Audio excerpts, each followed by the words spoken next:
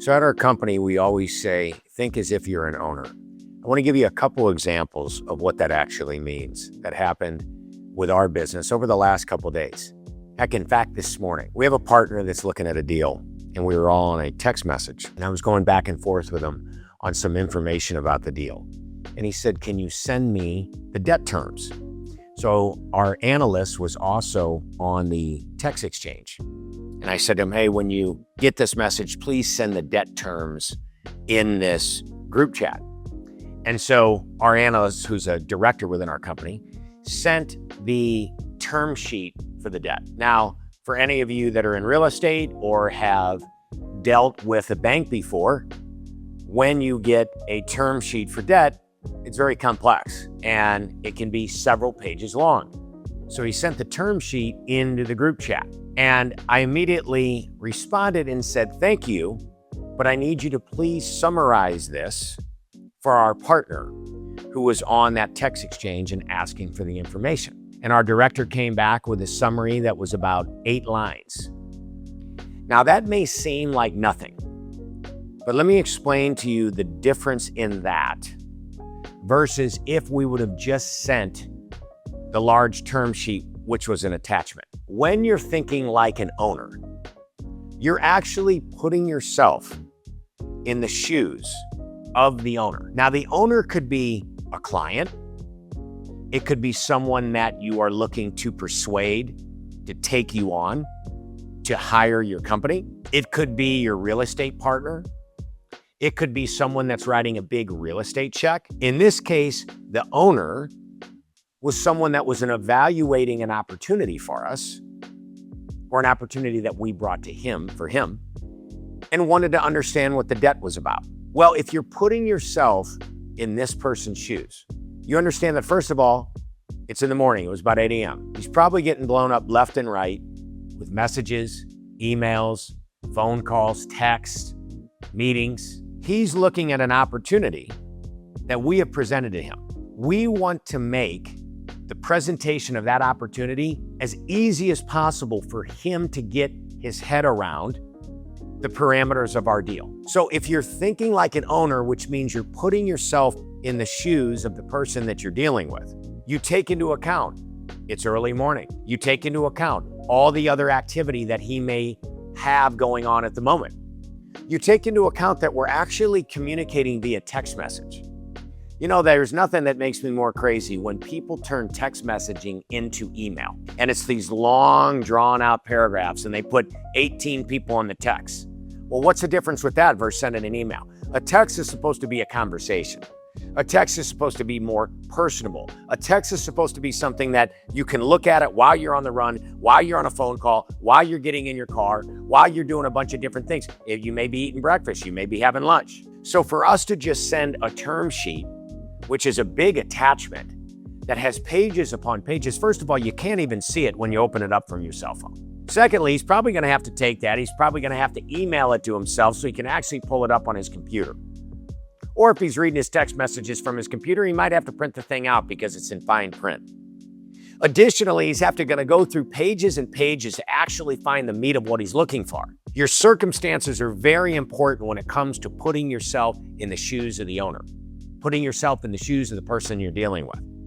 In this case, the circumstances were pretty easy. We just wanted to give him a feel for the opportunity to see if it was something that he might have interest in.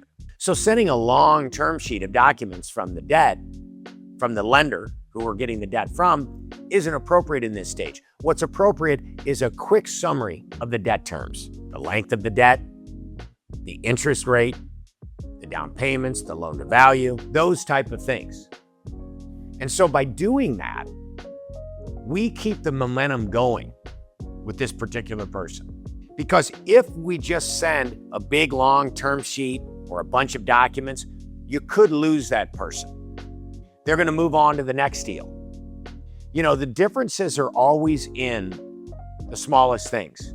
If you're in real estate, you've probably seen deals fall apart over the smallest dollars, over some of the silliest disagreements.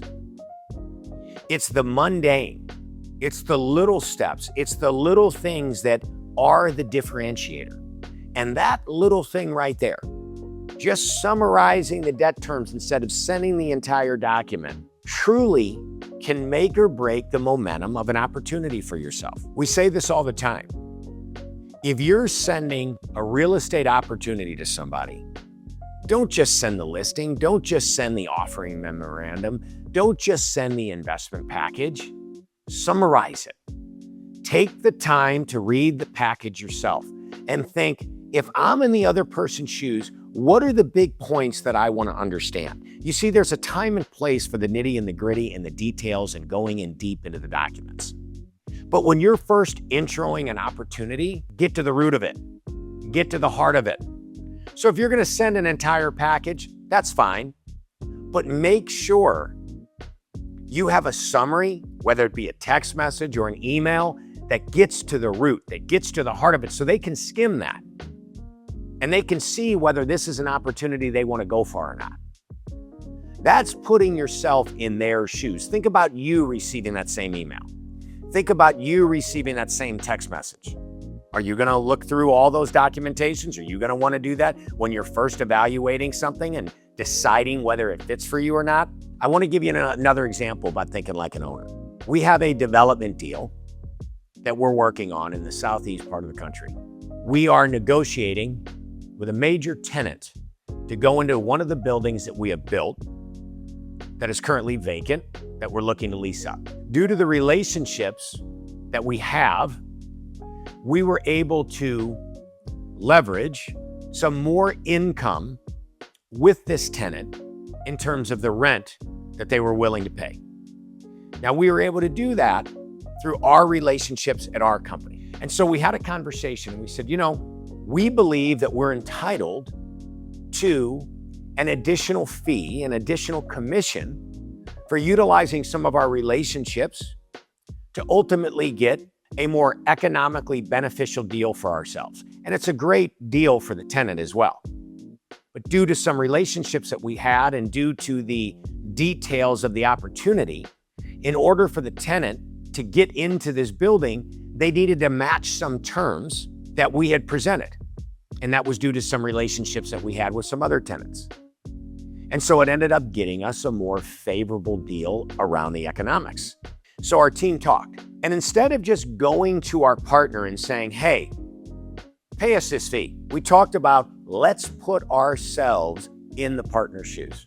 What are they going to want to know when we go to them and ask for an additional fee? Well, first of all, they're going to want to know the impact on their returns. Not just the deal returns, but on their specific returns. What does it do to their bottom line? So before we made that request, we ran the numbers. We took the time to see the impact that it had on our partner's bottom line, because here's the deal. We're not going to go ask for something if it's going to have a negative impact on our partner. That's thinking like an owner. That's putting yourself in their shoes. So we ran the numbers. Fortunately, the impact on them was minimal. But the impact, and when I say the impact on paying the fee was minimal. But the impact on the increased economics were substantial. So we felt confident that the value created justified the fee that we were asking for. There's more. We also need to explain our position and why we felt we were entitled to an additional fee. And so we went into several points as to why we believed this fee is appropriate. And so before we even went to them to have this discussion, we did this homework in advance. So when it comes to thinking like an owner and putting yourself in the other person's shoes or the other company's shoes, it takes work. It takes rolling up your sleeves and going the extra mile and truly giving a damn about the impact you're going to have on their bottom line. You're caring about their time with how you present information. You're thinking about outside factors such as time of day, such as how you've communicated in the past. You're thinking about the stages of where you are in the deal. Is it something where you need to present a bunch of detail? And if so, summarize it.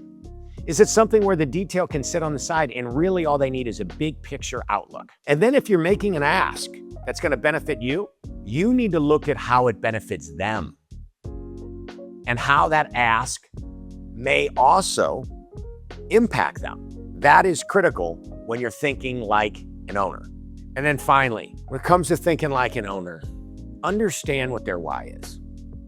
When you're having a negotiation and you're getting pushback on something that you feel is good for you, good for them, and good for the deal, understand why they're giving you the pushback. What is it on their side that they have issue with or they're trying to solve for? Dig deeper. Business negotiations is no different than your personal relationships and no different than any of the basic human needs that we all have. We want to be seen. We want to be understood. We want to be heard. And we want to feel that we can trust the other person that we're talking to. When you dig into their why, they begin to feel seen. They feel understood. They start to trust you more. And on the trust piece, another way for you to think like an owner and to gain trust is whatever it is you're presenting, don't just talk about all the wonderful reasons why they should do what it is you're asking them to do. Think about the things they might think about that are reasons not to. Meaning bring up the problems. Bring up the reasons why they might not want to do this. Bring those up first. Address them. Think for them.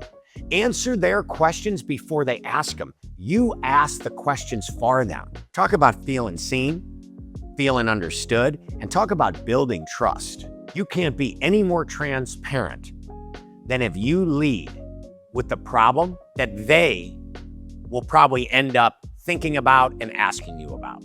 That is full transparency. And when you're transparent like that, you're trusted. And when you're transparent like that, you're thinking like an owner. You're thinking about their problems before they come up with them themselves. So try this. Try this in whatever industry you're in whatever it is you're presenting or trying to get from someone else. Think about their whys. Think about the problems that they may be thinking about themselves, but do it before they get to it. Think about the way you're presenting the information. Is it convenient for them? Is it easy for them to get the understanding and get a full picture? These little things will separate you and make all the difference in the world.